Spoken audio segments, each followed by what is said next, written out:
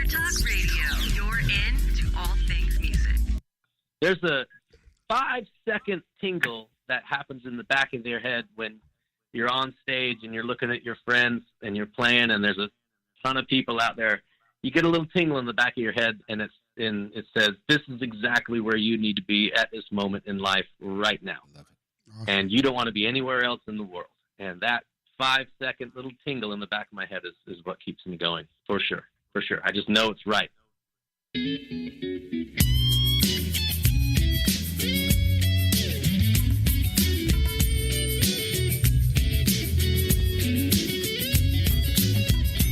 Welcome to Jackie's Groove. Come journey with us through the rhythm of the music business with your host, Jackie Bertoni.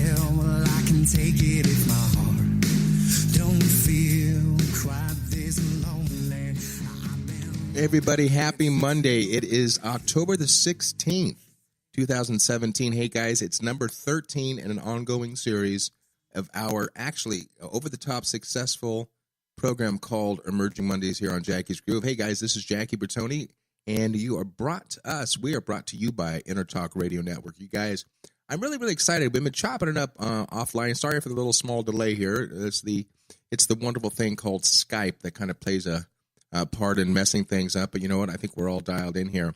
This group we're talking about today, man, it was kind of cool because we were chopping it up, Dimitri and I, before we went on, because we have mutual friends, and that group is called the New Black Seven, and that's Tori and Jason and former drummer Brent, and so on. We'll talk more about that, but I'm really excited about this, man, because this whole situation that we're putting up with the Emerging Mondays is to bring to light the people that are making inruns in the music business.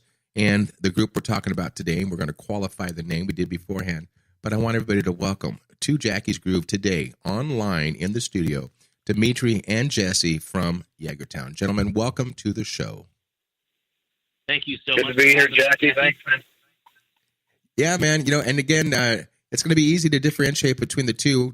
Dimitri's the clear, and Jesse's cruising in a truck, so we're going to have a great time. And there's no problem because my dear friend of mine, Paul Kastic, the drummer for Ziggy Marley and such, and Shaggy and Maxi Priest, actually called me when he landed in, Paulie, where was he? He was in Kenya. That's where he was.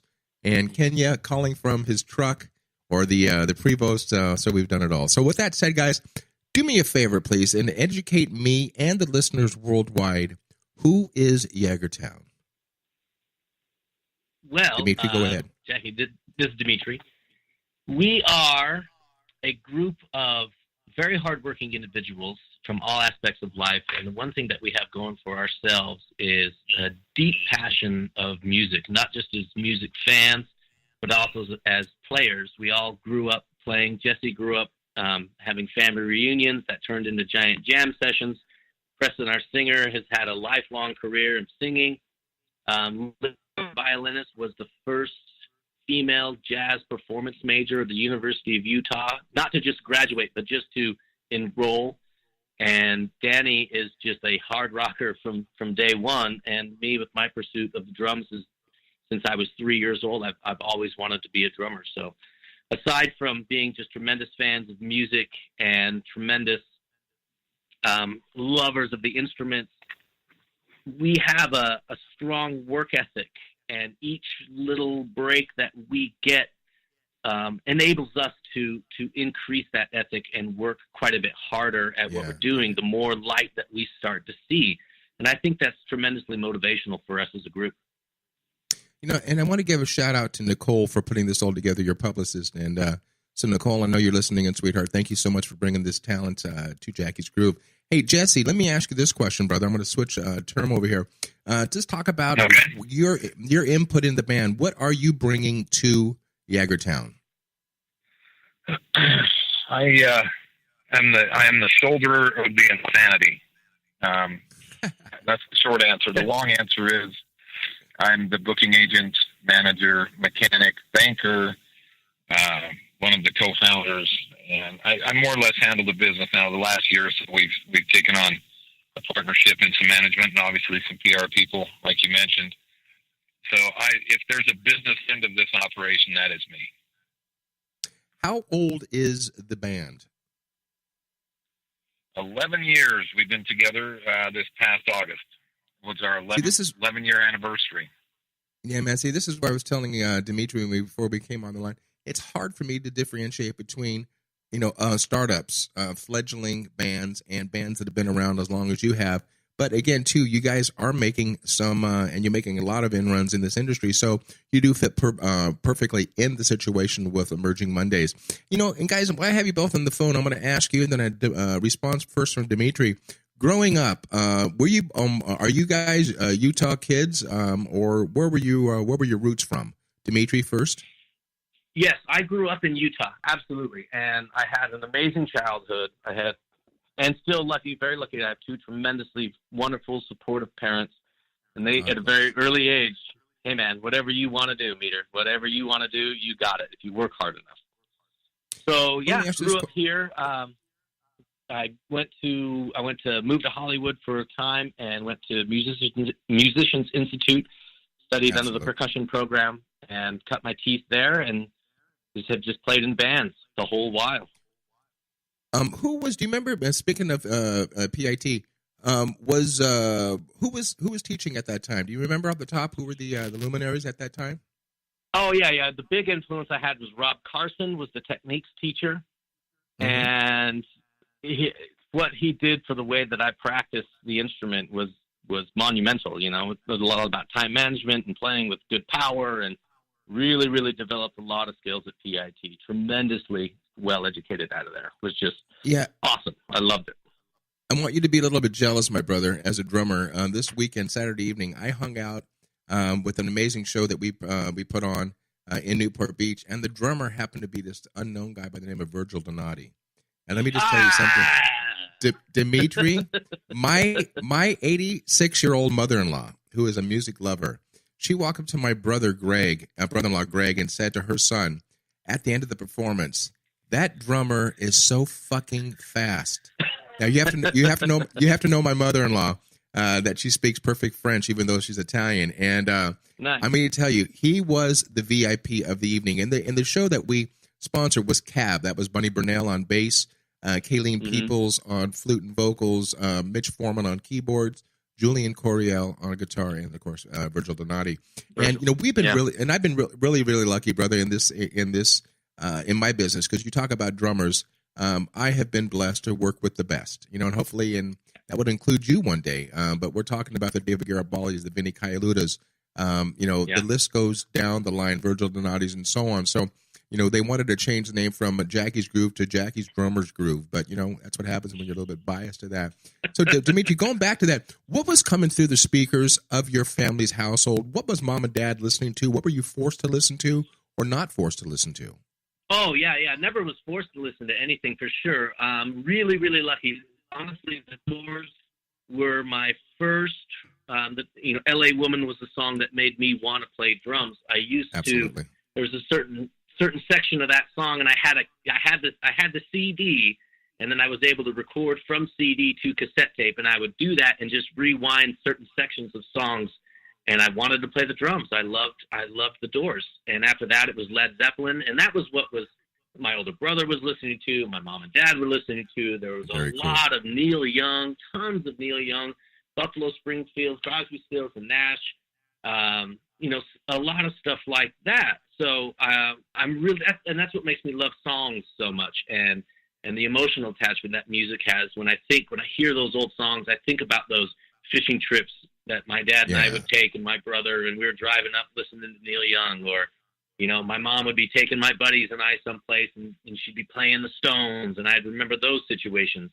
That's so cool. And that's where it came from. And then sort of when I broke out on my own with my listening, I guess I could say, is the first CD I ever bought was a collection of Jimi Hendrix tunes, 20 Jimi Hendrix hits. First CD I bought with my own money, and I loved that. And then as soon as I got And Justice for All one Christmas, it was all over for me. I was a Metallica guy. You were jumped in, man. You can't get out of it. Mm-hmm. Hey, Jesse, brother, let me ask you this question, Jesse. I'm going to kind of come back to that question about where your roots are from, but would I be hard pressed or would I be out of line by calling Jagertown country rock? Am I giving you the right name? No, I think you're spot on, honestly. And taking some of what Dimitri just said, there's a ton of rock influence in what we do. Everything from the classics that Meter just brought up to even the metal stuff, the Metallica stuff, and even a little darker than that.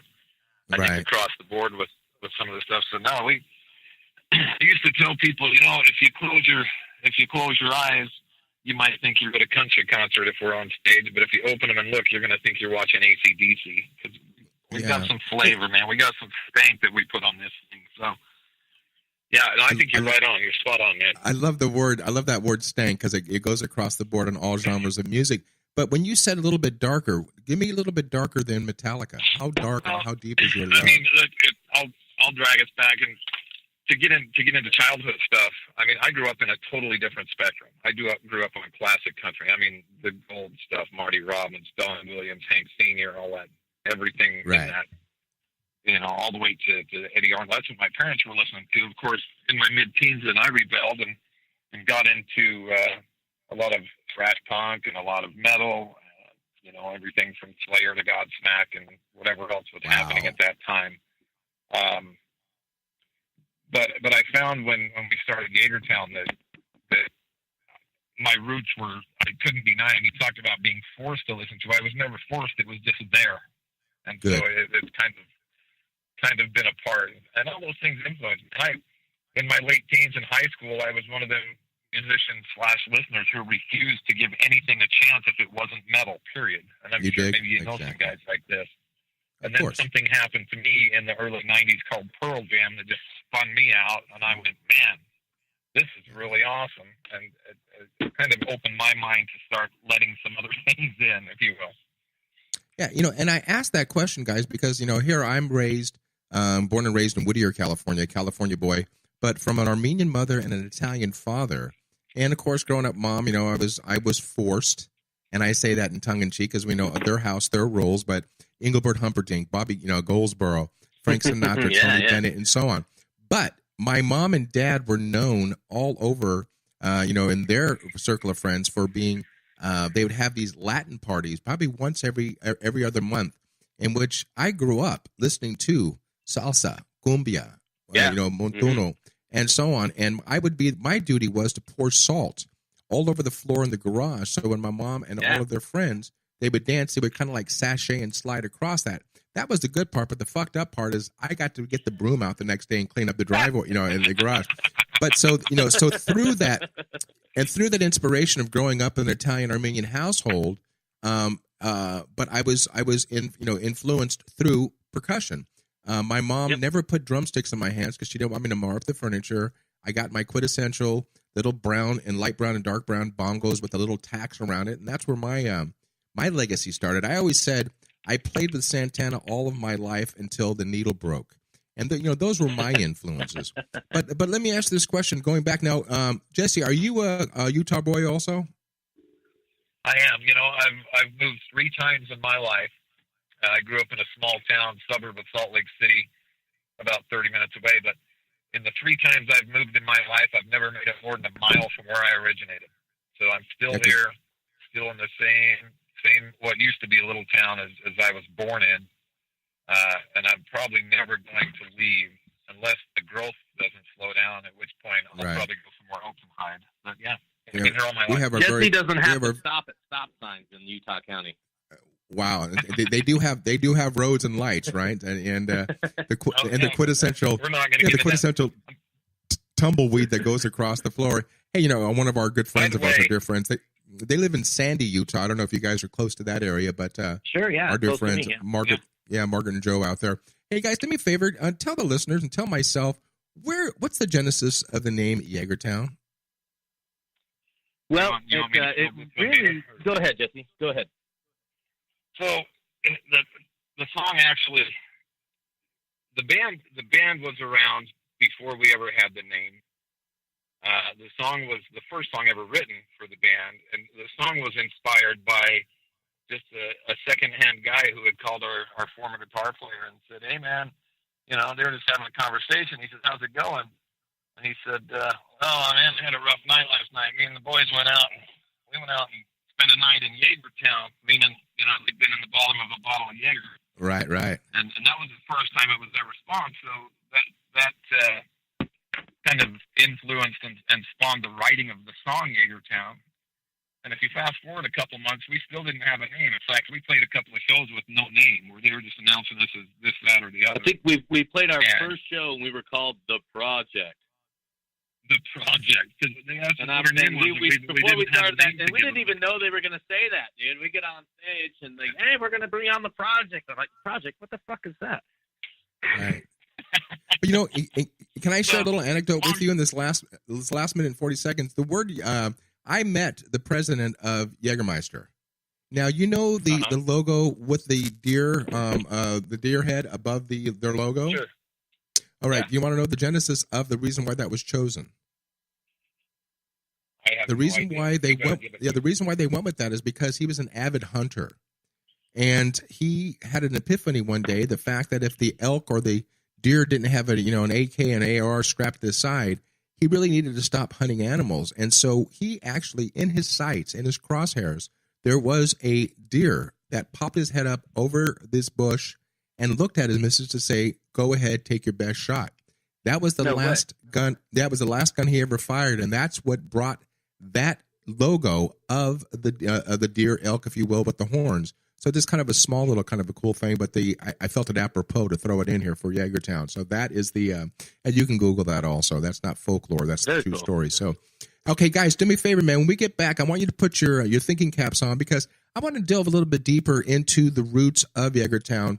I want to know about the relationship between each person and what it's like to be 4 men with 1 woman. I don't care how strong we are.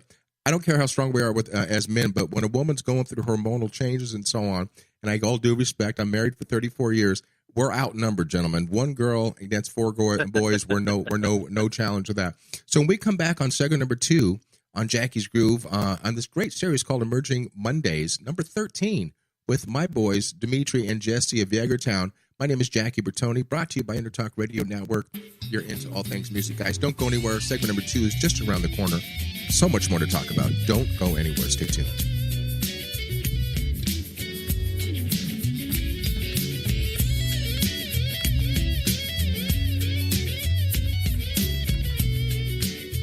Are you serious about your music? Are you ready to run with the big dogs? The experts at Pitbull Audio have the gear to get you into the game. From leading manufacturers like Mesa Boogie, Fender, Pioneer, and American Audio. To sound your best, you need the best. Pitbull Audio can deliver in rehearsal, on stage, and into the big time. Dropping beats, shredding guitar, or making the crowd roar. Whatever you dream, Pitbull Audio can help make it happen. We are Pitbull Audio. We want you to play it loud. PitbullAudio.com. You know what's all around you every waking moment of your life? Marketing. You're choking on it. I'm Scott Robertson, and when it comes to strategic PR, branding, and marketing, I've seen it all. And actually, I'm still seeing it because bad marketing never sleeps. Join me each week on May the Best Brand Win, right here on Intertalk Radio, and learn how to make the marketing for your brand unforgettable. Hi, I'm Tim Dolbear, the host of Sound Experience on Intertalk Radio. Each week, I talk with top professional audio engineers, producers, musicians, and the manufacturers that make the tools that we use in the studio each and every day. From capturing the perfect take to mastering your final release, and the tools and how the pros use them, we are going to dive deep into their process and learn from their experience. I look forward to you joining us each week on Sound Experience with me, your host, Tim Dolbear. Make this your vinyl night. I'm John J.R. Robinson, and every week, music creation comes alive through stories, experiences, and sounds when vinyl records filled our hearts and minds. My friends and I share our tips and techniques used in creation of iconic tracks for recording artists such as Michael Jackson, Eric Clapton, Quincy Jones, and Steve Winwood, to name a few. Vinyl has emerged hot, and the soul of vinyl defines art and passion which burns deepest at night. Tune in every Wednesday at 2 p.m. Pacific Standard Time on EnterTalkRadio.com. Todd Zuckerman from the rock band Styx, and you're listening to my pal Jackie Bertoni on Jackie's Groove. Groove on, motherfuckers.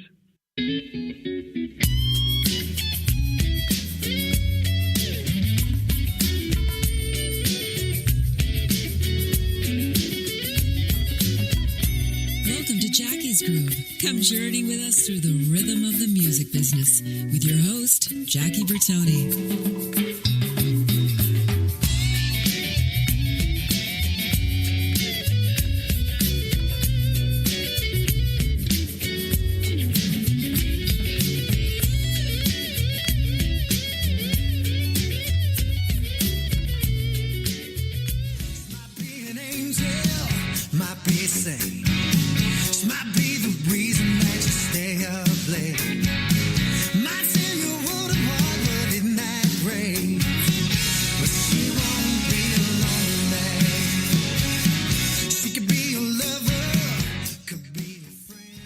Everybody, welcome back to segment number 2 of Jackie's Groove. This is Jackie Bertoni.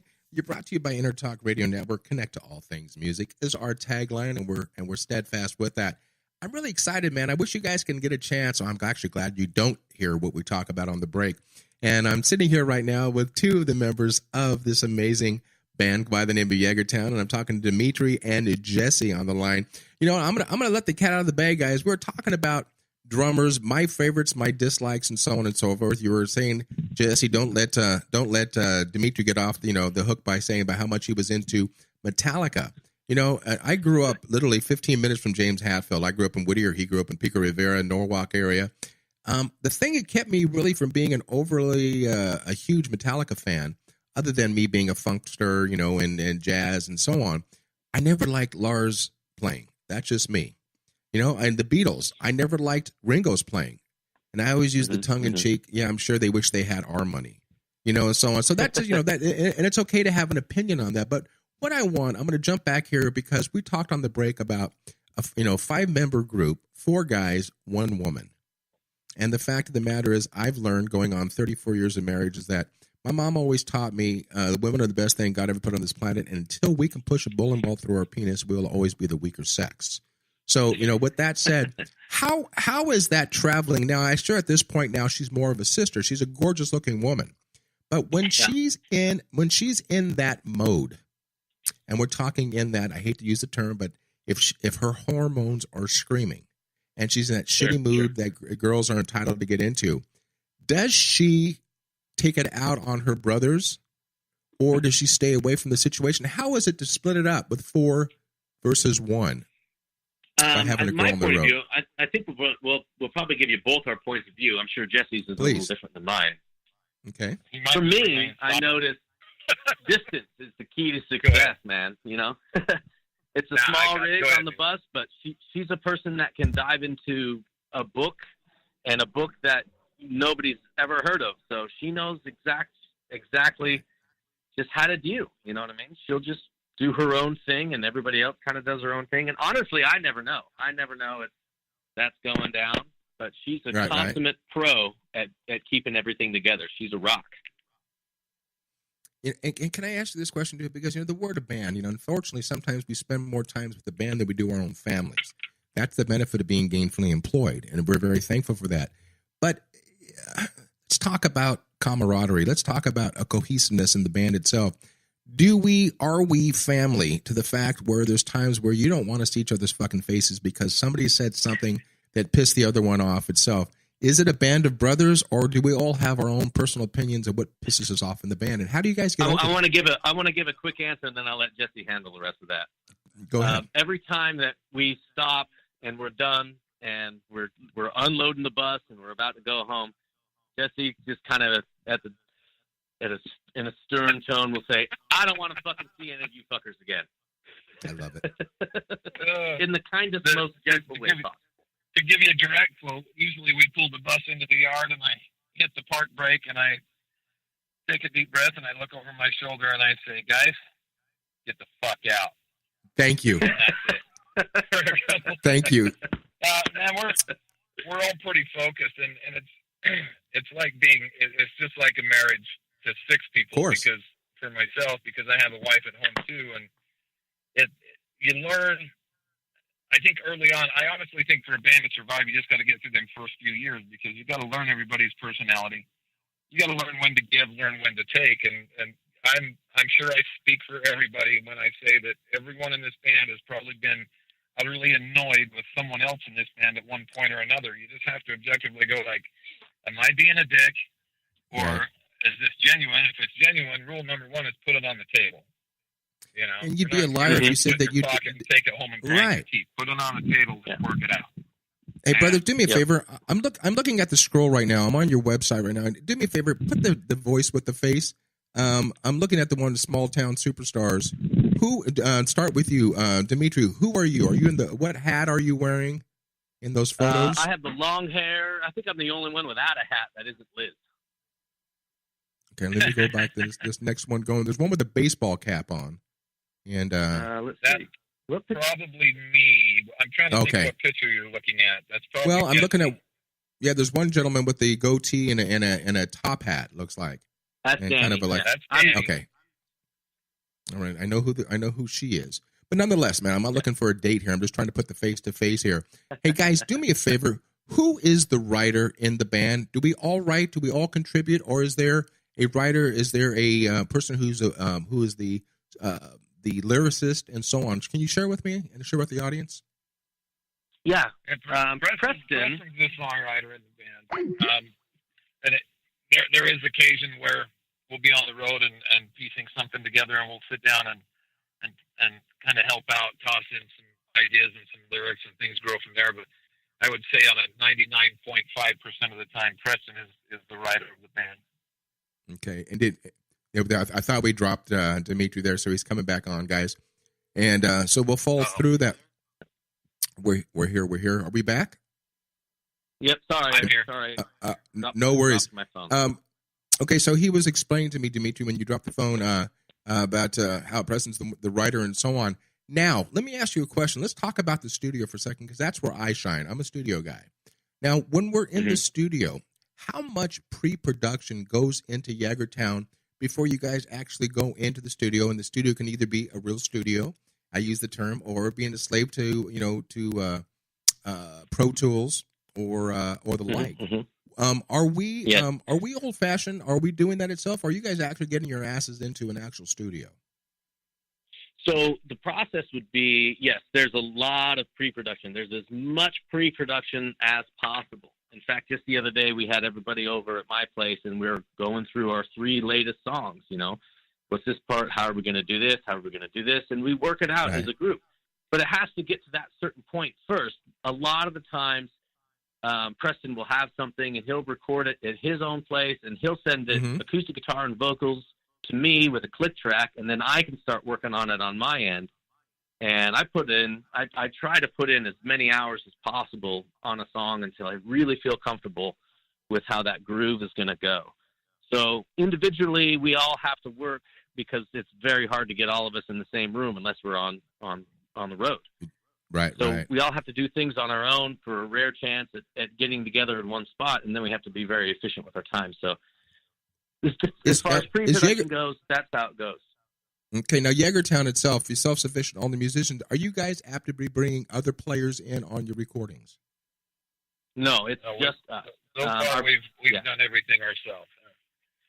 And to answer the question about the studio, we do record our first 2 albums. We actually cut via Pro Tools in the guitar player's basement. The last 2 and the last few singles we've cut at Rigby Row Studio here in Salt Lake City.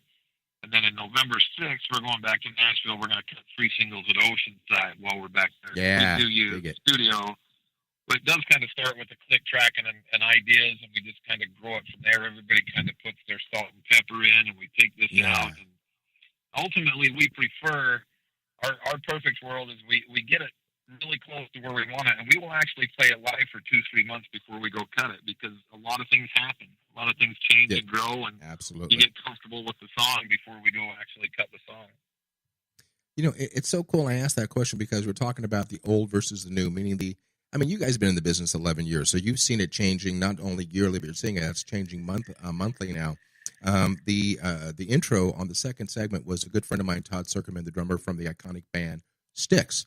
And Styx released there, and we were very, very fortunate to help promote the release of their new album, first album in 14 years, the album called The Mission, in which, gentlemen, they recorded that at Blackbird in Nashville.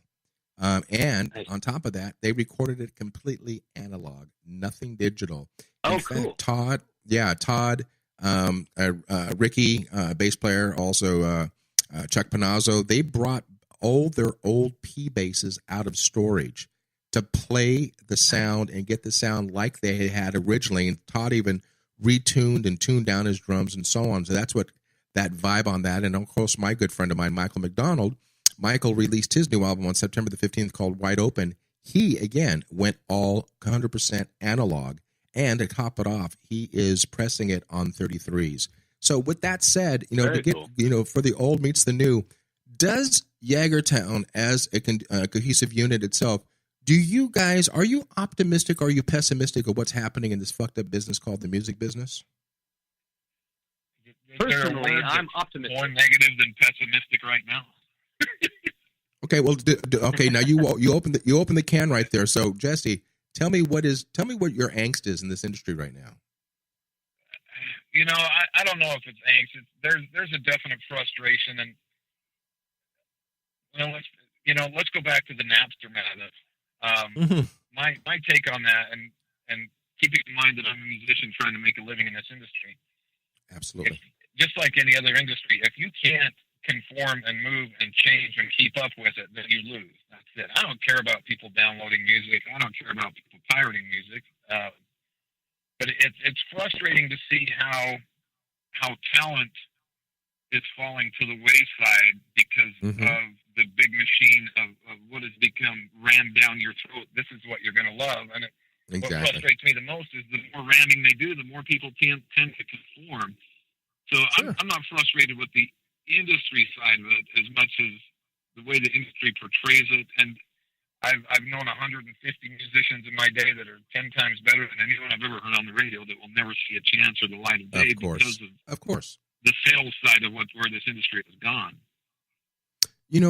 I've said this, gentlemen, I always use this term again. I'm 57 years old, so I've been through hell and back, and I've played with the best, and hopefully the good Lord will give me the benefit to keep playing with the best. And so with that said, I asked that question because when you're saying about downloading, the millennials don't understand what they're missing about the liner notes, about the aspects of who played what. And I'm not just talking about the musicians. I'm talking about giving kudos and credence to the person who designed the album artwork, who did all the situations. Even the thing on the liner notes is for us, each individual artist getting a chance to thank their favorites for putting this stuff together and also thanking their significant others for putting up with the bullshit and all the stuff that we deal with. But you know what? And I always use the term, gentlemen, that the thing about the new music, yes, there's a ton of great music out there. You just have to dig a little bit deeper to find it. And once you find it, then you lock into it. But the fact of the matter is, what the kids, and I use this like our parents here, but what the kids are missing, I don't care if it's country rock, funk, R&B, whatever. Guys, remember, I'm saying this and I'm preaching to you. There's a thing called the bridge. Learn it. Implement it. Welcome it into the music, And there's a thing called melody. There's a thing called harmony. You know what I'm saying? And because don't get me going on that situation. Again, like a lot of the great people I've interviewed, I'm surprised 98% of all the old guys out there said if you're not optimistic or if you're not hip to the new business, you're out of the business. And, and that's a situation where you have to make the melding. A lot of guys, Al Di Meola, he stated the fact that at his age, he should be wanting to play music, not having to play music, and so on. Yeah. And the thing about country and country rock, we all know that. I did so many things. I did a great album with the Beach Boys years ago called Stars and Stripes, in which they They chose a favorite country singer. The country singer chose a favorite Beach Boys song. And let me name drop Vince Gill, Garth Brooks, Lori Morgan, Sawyer Brown. You know, the list goes down the line. But you guys do a great thing. And I say you guys, meaning the country music business. It's called fanfare, where you guys get a chance to go and shake the hands of the people who fill your pocketbooks with money. And they get a chance to actually breathe with you guys and to say, man, I actually shook the hands of the guys from Jagertown. That is a situation where, you know, the bands are now starting to come back to that quote-unquote meet and greet. With that said, do you guys welcome meet and greets itself? Do you love to sit there and put out and give a hug to your fans, or do you just kind of want to stay back and just do your vibe in the band itself? Dimitri? No, we want to connect with our fans. We want, and I tell myself as motivation, I say don't ever get tired of that, because that's the most important thing that you can do after a show or at any time. It's just be nice to people that appreciate your music and that take time out of their day and they spend their money to go see you play.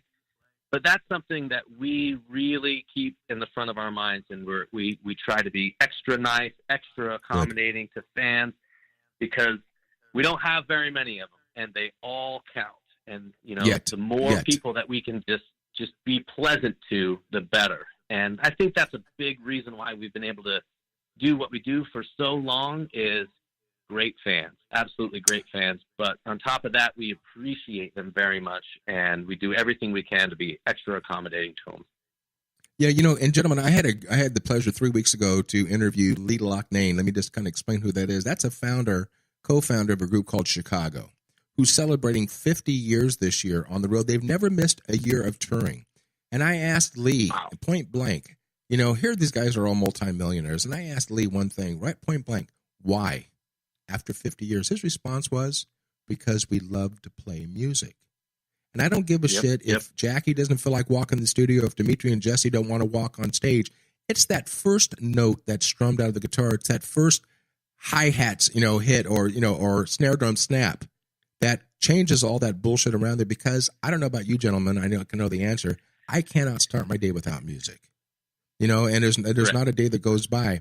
And when we come back on the last segment, guys, I want to ask questions about who your motivations were. We talked about at the beginning, but I want to find out who you're listening to now, and so the listeners out there. So when we come back on segment number 3, you see how fast it's gone by, guys. And especially a 1-hour interview with one person, but 1-hour interview with a band that's 11 years old with 2 guys, it's really hard to squeeze it into one solid hour. So what we're going to do is we're going to extend that quintessential olive branch to Jagertown and to Nicole. So when you guys have a new release coming out, we want to bring you guys back. We want to help promote. So if you would love to come back, we'd love to have you back. And also, you know, not so much want to talk to you anymore, guys, but I want to talk to the band members also, if at all possible, especially that beautiful girl that plays violin. So with that said, guys, when we come back on segment number 3, we're going to talk about how to stock Jagertown, and that's a good way, and to find out exactly where they're going, upcoming projects, and on their current tour. So with that said, guys, my name is Jackie Bertoni. It's Jackie's Groove, brought to you by Intertalk Radio Network. Connect to all things music. Guys, when we come back,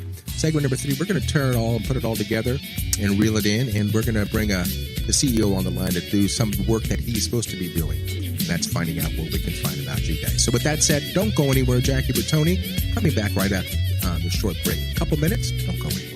Hi, this is Tim Dolbear, host of Sound Experience here on Intertalk Radio. And Source Connect by Source Element is the essential tool that we use to link between my studio in Austin, Texas, and the WS radio station in San Diego. Now, with Source Connect, not only can we communicate in real time and with HD audio, but it's synced up and is of a high enough quality that I can use it for real-time ADR work, remote recording, and overdubbing, and it even allows me to remotely control a DAW. Source Connect by Source Element. Affordable, high-quality audio and video connection over the internet for all of your production needs. You know what's all around you every waking moment of your life? Marketing. You're choking on it. I'm Scott Robertson, and when it comes to strategic PR, branding, and marketing, I've seen it all. And actually, I'm still seeing it because bad marketing never sleeps. Join me each week on May the Best Brand Win, right here on Intertalk Radio, and learn how to make the marketing for your brand unforgettable. Make this your vinyl night. I'm John J.R. Robinson, and every week, music creation comes alive through stories, experiences, and sounds when vinyl records filled our hearts and minds. My friends and I share our tips and techniques used in creation of iconic tracks for recording artists such as Michael Jackson, Eric Clapton, Quincy Jones, and Steve Winwood, to name a few. Vinyl has emerged hot, and the soul of vinyl defines art and passion which burns deepest at night. Tune in every Wednesday at 2 p.m. Pacific Standard Time on EnterTalkRadio.com. Are you serious about your music? Are you ready to run with the big dogs? The experts at Pitbull Audio have the gear to get you into the game. From leading manufacturers like Mesa Boogie, Fender, Pioneer, and American Audio. To sound your best, you need the best. Pitbull Audio can deliver in rehearsal, on stage, and into the big time. Dropping beats, shredding guitar, or making the crowd roar. Whatever you dream, Pitbull Audio can help make it happen. We are Pitbull Audio. We want you to play it loud. PitbullAudio.com. Hi, this is Michael McDonald, and you're listening to my good buddy Jackie Bertoni on Jackie's Groove.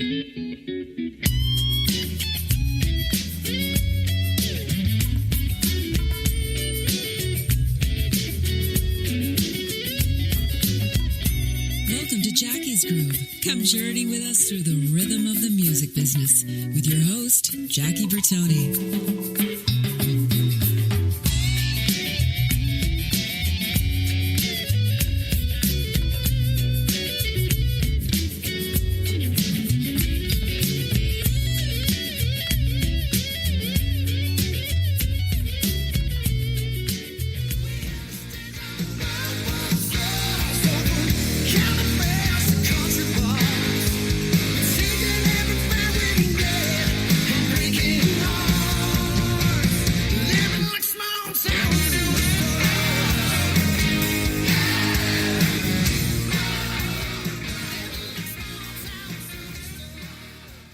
Everybody, welcome back to the last segment of Jackie's Groove Emerging Mondays, number 13 with Jagertown. Guys, before I go any further, do yourselves a favor and do us a favor. When you can't listen to our show, Jackie's Groove, and the plethora of other shows that we have on our network, go to iTunes or Google and download our easy-to-use and free application. 2 words, EnterTalk is the first, radio is the second, so you can take Jackie's Groove and the rest of our plethora of shows on the road with you.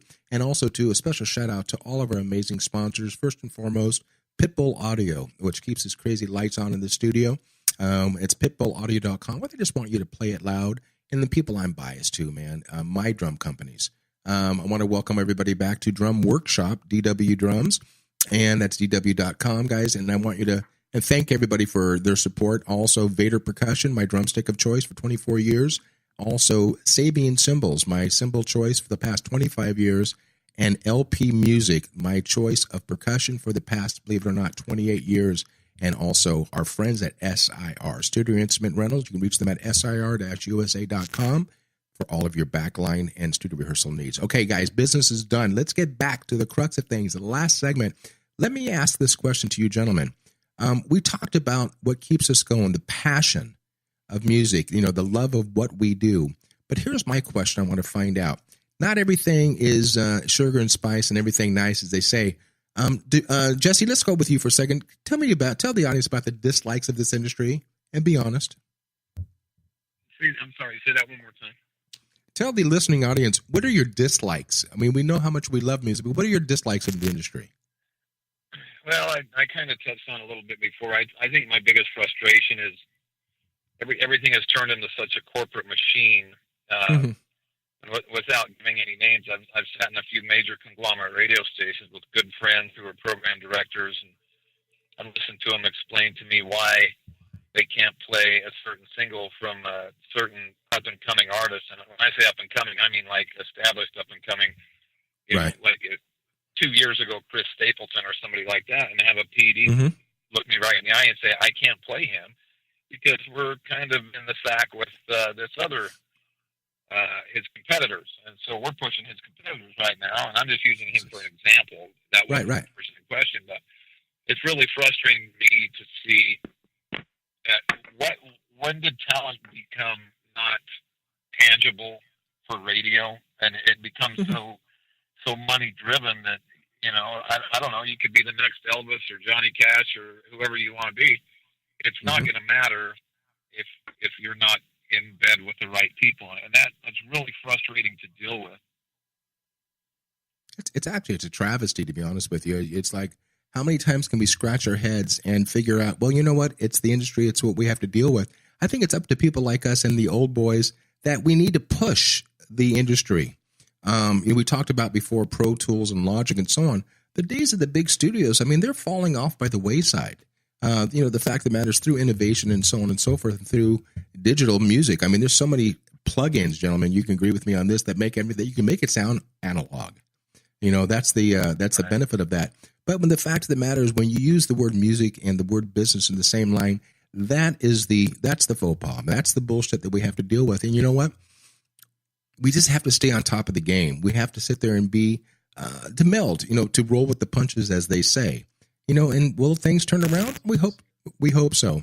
Let me ask you this question. Going back to you, Dimitri, if I was to hijack your music player right now or jump into your car, what's in your player? What am I going to be listening to? I'm going to open my 5-disc carousel right now. Okay, so I loaded up. There's a Canadian artist years ago. He did a record and he played every instrument on it. His name's Remy Shand. Huge Remy Shand fan.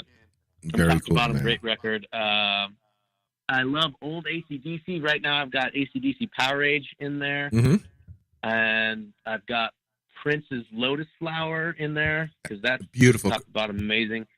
And cap that off with Megadeth, and then I've got some Soundgarden.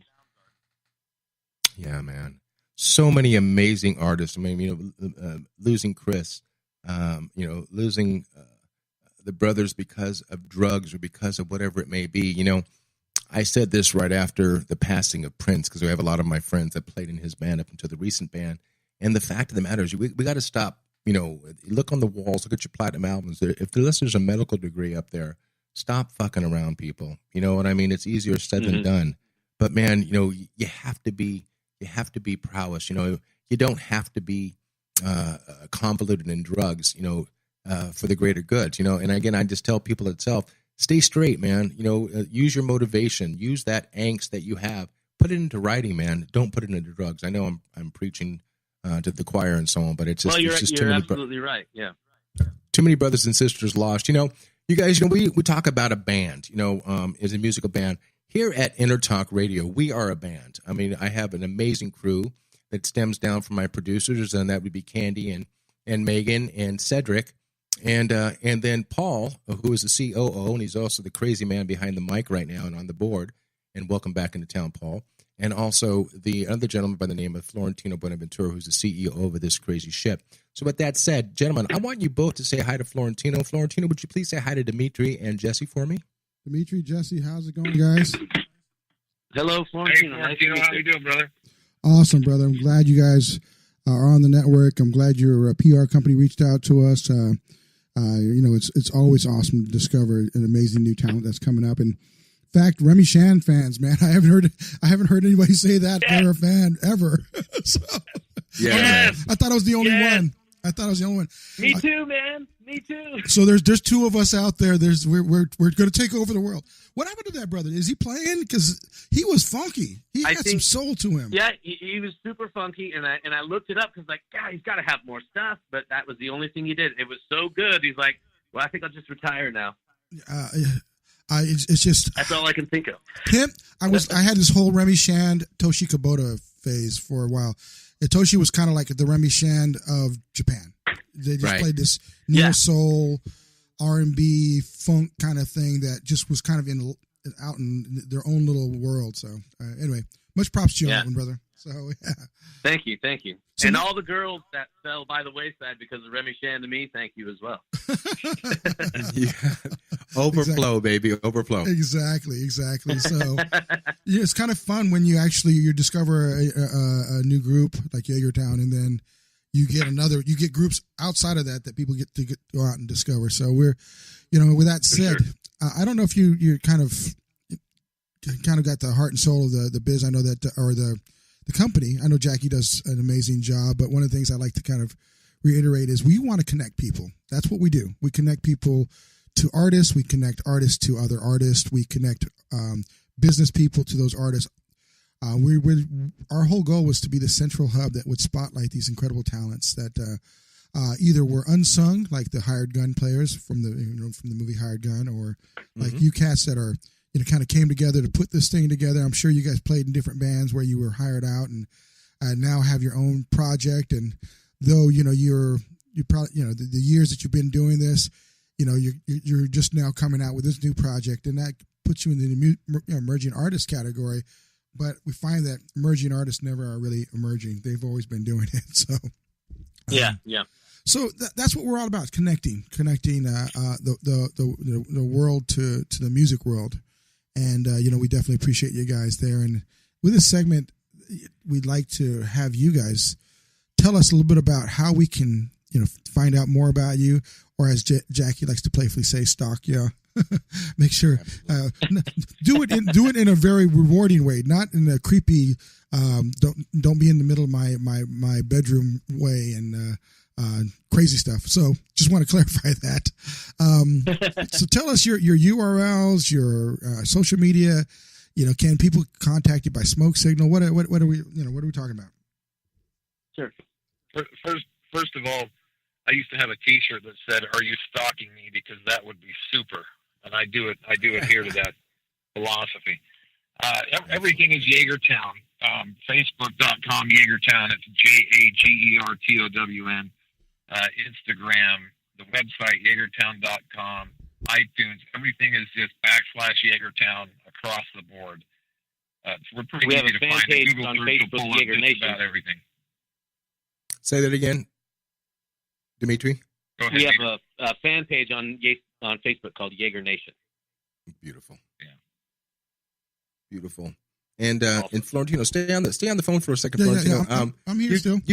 You guys, you're taking off on this coming weekend on the 21st, and on a show in St. Anthony, Indiana. What type of a venue is that going to be? Is it a festival? Is it or is it a small gathering, a group of friends? This is just a small gathering club date. We've got like I said, we're headed to Nashville here in a couple weeks. So in between, we'll do these little one-off shootout, play some shows, or do a fly-out show somewhere. And this is just a small. I don't know how small. I've never been there. It's not a festival. This is a club-style date, just a one-off concert style, 90 minutes. Hold on tight to your seat and get you a cold beer type of thing. So. Yeah, and for the listening audience out there, please go to Jagertown.com and switch on or click onto their tour page, and they're playing, man, at a venue near you, and also a small site called YouTube. Check out their vibe, man. They're not to disappoint. And, and I asked the word about festivals because Florentino and I, unfortunately, are close to a lot of people that that went through the Las Vegas. And it's actually 2 weeks from today that this travesty happened at in Las Vegas. And I wanted to, say, and I want the support of you two gentlemen to let the audience know that we've got to stay. We can't let this deter our way of love of music. Festivals are a gathering of people like us, like-minded, that love music. So, be cautious, but guys, don't crawl under a rock. Do you guys agree with me on that? Absolutely. I mean, Sure.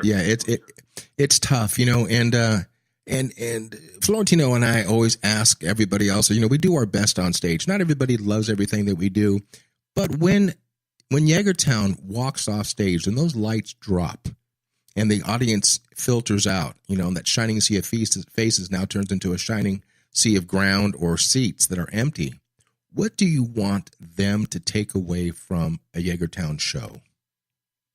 Jesse? I want each and every person. Oh, go ahead, Jesse. Oh, you're fine. You can answer, buddy, if you want. I hope that they feel. I hope that people walk out there feeling the connection to the band, and obviously, I hope that they walk out there going, "Wow, what great music!" At the end of the day, we want them to love the music, but we really tried to give a good fan experience. We try to interact.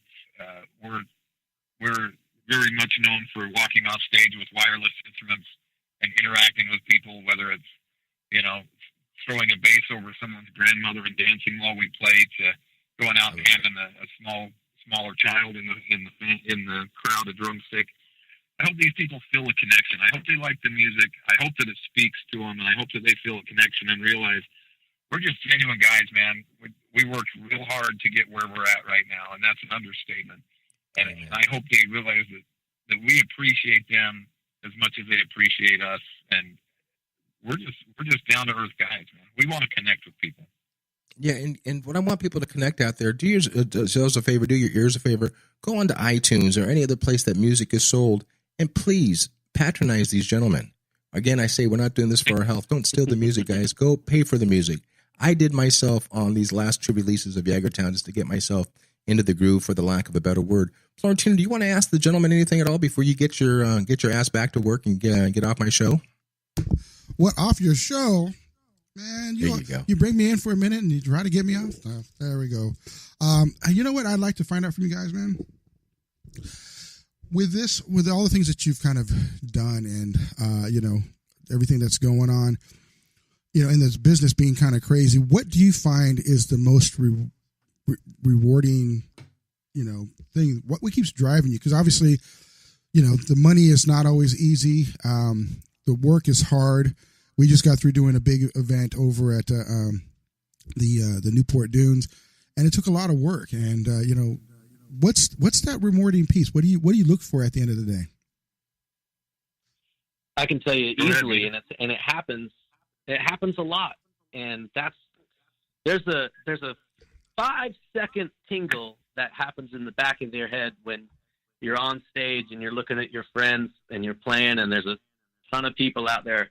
You get a little tingle in the back of your head, and it says, "This is exactly where you need to be at this moment in life right now." Awesome. And you don't want to be anywhere else in the world. And that 5-second little tingle in the back of my head is what keeps me going, for sure. For sure. I just know it's right.